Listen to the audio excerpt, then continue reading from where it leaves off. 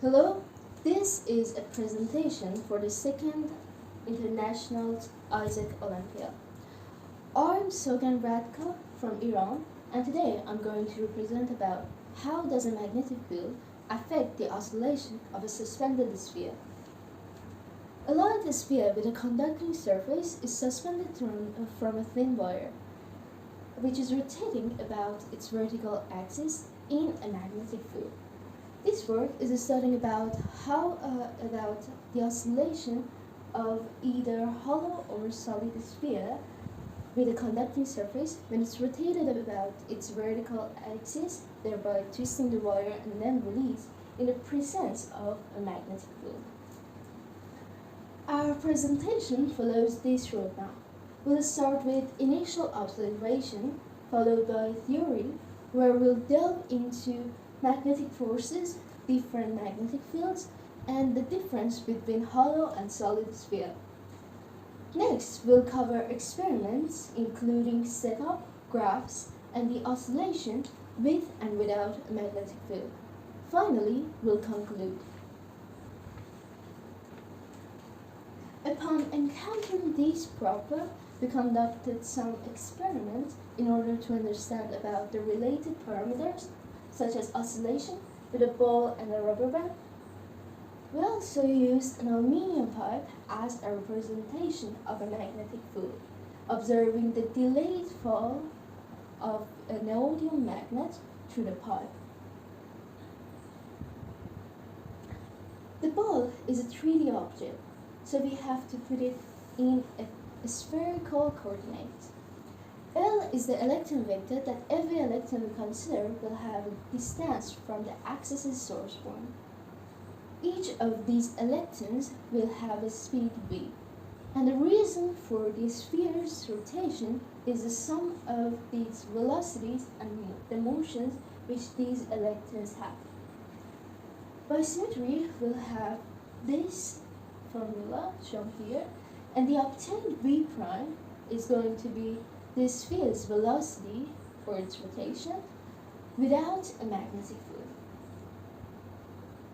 The ball is neutral, or it doesn't have any electric charge, but while we locate it in a magnetic field, in fact, we impose the electrons to move. In other words, we will have a negative charge on the external surface of this sphere now. Now we reach the input force from the magnetic field to the sphere. L is our same vector, B is the magnetic field, Fm is the magnetic force that the magnetic field imputes to the sphere, or in fact to the subatomic particles. And the obtained V prime here is going to be the sphere's velocity for its apparent rotation in a magnetic field. Two types of magnetic fields exist, uniform and ununiform. Uniform magnetic fields, which can be caused by Helmholtz coil, have V1, V2, and V3 magnetic fields with the different distances shown in the chart. And the resultant of them will be this. While interestingly, in the ununiform magnetic field, because of the formula of epsilon and phi, we will have eddy current, and it will be caused with this formula shown here, which causes a current at the edge of the sphere. Hollow and solid sphere, moreover, differ in this experiment in momentum inertia and mass. The torque prediction made can be tested by dangling a hollow sphere from a thin thread and measuring the decay of its toroidal oscillation, first without and then with an applied magnetic field. In a looseless case, the amplitude of its toroidal oscillation will be equal to tau. In the present case, there are two loose terms, one due to frictional losses and one due to magnetic drag. both are proportional to the angular velocity of the sphere. Adding these to the last equation and taking the derivative with respect to time yield a second-order differential equation for the angular velocity will be equal to omega double dot.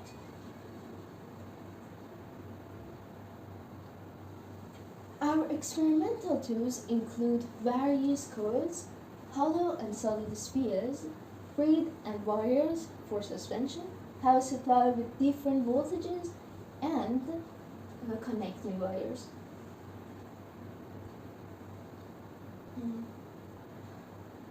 We tracked the oscillation of the sphere, and we noted some distinct phases involving periods of stops and transient oscillation.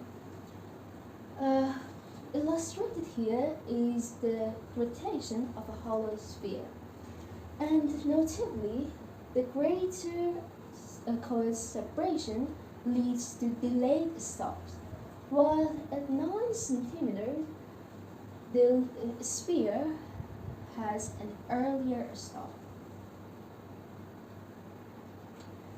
For the solid spheres, which generally have an exhibited oscillation, closer examination is necessary. And even in this scenario, as you can see, this more distance between the coils leads to later stops, while at 9 centimeters, the sphere had already begun its transient oscillation. The plots of the rotation of the magnetic field of a hollow sphere over time, with the Helmholtz coil turned on, gray, and turned off, black, are mentioned. And as you can see, significantly, Helmholtz coil affects or impacts the oscillation of the sphere. Converting one of the charts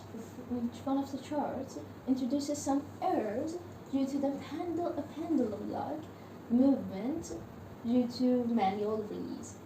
And after fixing those errors, we reach some M and W periods shown, which refers or represents the stop periods and the reverse direction rotation, which we will have Fx formula for this chart. We sign the red mark on the bottom of the sphere to investigate its rotation, as you can see. And as I said, we will have some M and W's, which refer to the periods that our sphere stops and rotates in the reverse direction. And after that, as you can see plainly here, we will have a transient coordinates, and at the latest time, we will have the stop of it. If we delete the sinus of the previous chart, we'll reach the blue diagram shown here, which refers to the sphere's oscillation without the limitation made by thread or wire. In summary, our investigation covered different magnetic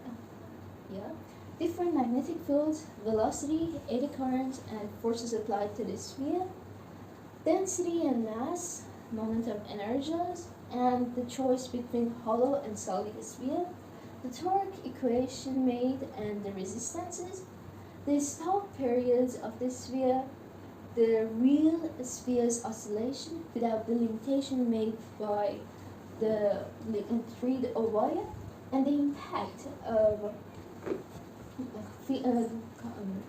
magnetic field on the oscillation of the sphere.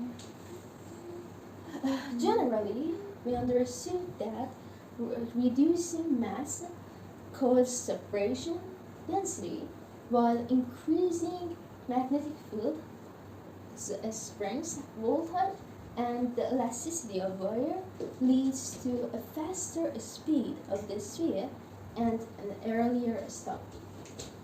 Thank you for your attention, and these are my references.